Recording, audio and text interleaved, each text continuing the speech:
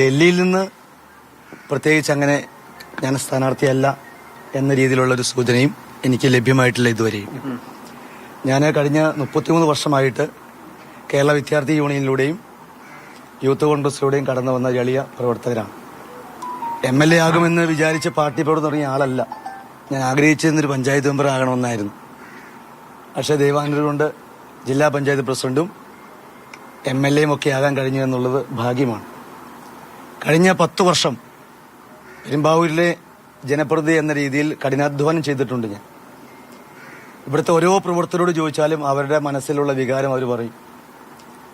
ഈ 10 വർഷം കൊണ്ട് പെരുമ്പാവൂരിൽ അസാധ്യമായ പല കാര്യങ്ങളും ചെയ്തു. പെരുമ്പാവൂർ ബൈപ്പാസ് നിർമ്മാണ പ്രവർത്തനം ആരംഭിച്ചു. റയോൺസ് പ്രശ്നങ്ങൾ തീർത്തു. 180 കിലോമീറ്റർ റോഡ് BMNBC ആക്കി. അതോടൊപ്പം തന്നെ കുട്ടികളുടെ മനോഹരമായ പാർക്ക് പണിതു. ആശുപത്രികൾ നവീകരിച്ചു. അങ്ങനെ ഒട്ടേറെ കാര്യങ്ങൾ എനിക്ക് പറയാൻ കഴിയും. 2500 കോടി രൂപയുടെ വികസന പദ്ധതികൾ കൊണ്ടുവരാൻ കഴിഞ്ഞിട്ടുണ്ട്. ഇത്തരമൊരു സന്ദർഭത്തിലാണ് വീണ്ടും ഒരിക്കൽ കൂടി ഞാൻ മത്സരിക്കണം എന്നുള്ള ആഗ്രഹം ഇവിടുത്തെ പാർട്ടി പ്രവർത്തകർ പറഞ്ഞിട്ടുള്ളത്. പെരുമ്പാവൂരിലെ മുനിസിപ്പൽ ചെയർമാൻ 7 പഞ്ചായത്ത് പ്രസിഡന്റുമാരും എന്നെയാണ് സപ്പോർട്ട് ചെയ്തിട്ടുള്ളത്. ഞാൻ മത്സരിക്കണമെന്നാണ് പറഞ്ഞിട്ടുള്ളത്. ഭൂരിപക്ഷം പ്രവർത്തകന്മാർ, ബൂത്ത് പ്രസിഡന്റുമാർ ഒക്കെ പറഞ്ഞിട്ടുള്ളത് ഞാൻ വീണ്ടും മത്സരിക്കണമെന്നുള്ളത്. എനിക്ക് മണ്ഡലം പ്രസിഡന്റുമാരുടെ നല്ല വിഭാഗം ആളുകളുടെയും പിന്തുണയുണ്ട്. അതോടൊപ്പം തന്നെ പാർട്ടി പ്രവർത്തകർ ഏറ്റവും ചുരുങ്ങിയത് 10000 വോട്ടിന് എനിക്ക് ജയിക്കാൻ കഴിയും. നിങ്ങൾക്ക് എല്ലാവർക്കും അറിയാം, കഴിഞ്ഞ ദിവസം വരെ 117ാം ദിവസമായിരുന്നു ഇന്നലെ. എനിക്ക് സുഖമല്ല, ചുമയായിരുന്നു, ശാരീരികമായി പ്രശ്നമുണ്ടായിരുന്നു. ഇന്നലെയും ഞാൻ 135ഓളം വീടുകൾ കയറി. 15000 ഭവനങ്ങൾ ഞാൻ കഴിഞ്ഞ ഒരു വർഷം കൊണ്ട് വീടാന്തരം കയറി ഇറങ്ങി നടന്ന് രാവിലെ വെളുപ്പിന് 4:30 മണിക്ക് എണീറ്റ് 5:45 വീട്ടിലെത്തി. 5:45 മുതൽ 11 മണി വരെ 100-ലധികം ഭവനങ്ങൾ ഞാൻ ഓരോ ദിവസവുമായി സന്ദർശിച്ചു.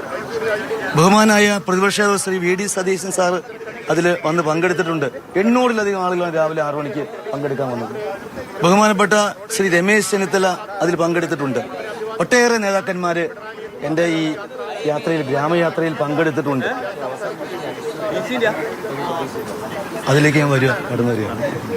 എന്റെ കളയിൽ ഞാൻ അങ്ങനെ ഒത്തിരി കഷ്ടപ്പെട്ടിട്ടുണ്ട്.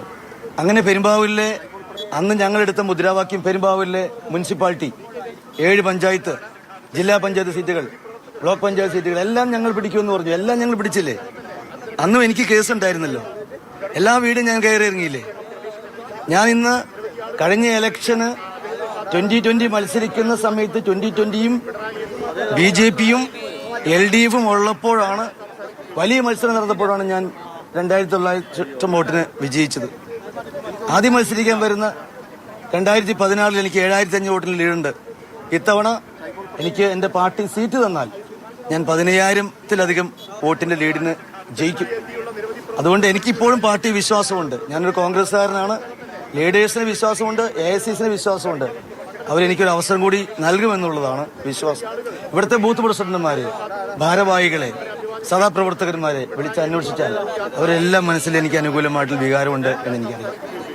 അതുകൊണ്ട് തീർച്ചയായും എനിക്കൊരു വലിയ മുന്നേറ്റം, വിജയം സൃഷ്ടിക്കാൻ കഴിയും. നിങ്ങൾക്ക് അറിയാം, പാർട്ടിക്കൊരു ഇവിടെ കുറെ വർഷങ്ങളായി പാർട്ടിക്ക് ഒരു മന്ദിരം ഉണ്ടായിരുന്നില്ല, ഒരു ഓഫീസ് ഉണ്ടായിരുന്നില്ല, ഇന്ദിരാഭവൻ.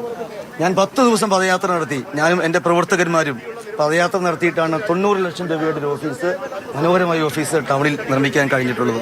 പാർട്ടി പ്രവർത്തകരുടെ പരിപൂർണമായ പിന്തുണ എനിക്ക് ഇപ്പോഴുമുണ്ട്. എനിക്ക് ജയിക്കാൻ പറ്റും.